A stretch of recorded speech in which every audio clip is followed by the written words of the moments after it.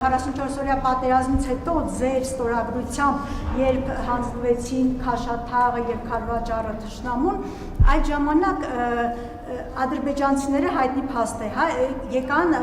այսինքն հայկական զորքերին հետ քաշելու հրաման տրվեց, հետագայում դուք 21 թվականին ազգային ժողովի ամբիոնից ասացիք, որ հենց դուք եք տվել զորքերի հետ քաշման հրամանը եւ ադրբեջանցիները GPS-ներով տեղակայվեցին հայկական ռազմավարական բարձունքներին, հետագայում իմացանք, թե ինչ տեղի ունեցավ Հայաստանում, մի քանի հարձակում եղավ, որից ամենախոշորը 22-ին նորից տարածքներ կորցրեցինք։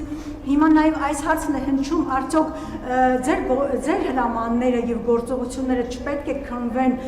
գոնե քննության ենթարկվեն իրավապահների կողմից կամ չգիտեմ կանենք թեկուզ դատարանի առաջ չպետք է քրեական գործեր հարուցվեն հասկանալու համար ձեր հրամանների հետևանքով Հայաստանի Հանրապետությունը ինչ վնասներ ունեցավ։ Այդ քննությունը տեղի է ունեցել, ես գործով հարցաքննվել եմ 5 ժամ կամ չգիտեմ կներեք, եթե ժամի հարցում սխալվեմ, հրապարակային քննվել եմ քննիչ հանձնաժողովում եւ այլն եւ այդպես շարունակ եւ ավելին քննվել եմ ժողովրդի կողմից 2021 թվականի ընտրությունները այդ ամբողջ քննությունն ա եղել, այսինքն պատերազմի հետ կապված մի բան կա, որը որևէ մեկը չգիտի, տենց բան կա, որ որևէ մեկը չգիտի,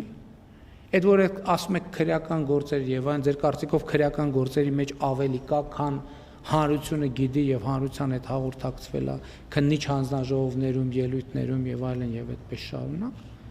դա թյուր կարծիք է։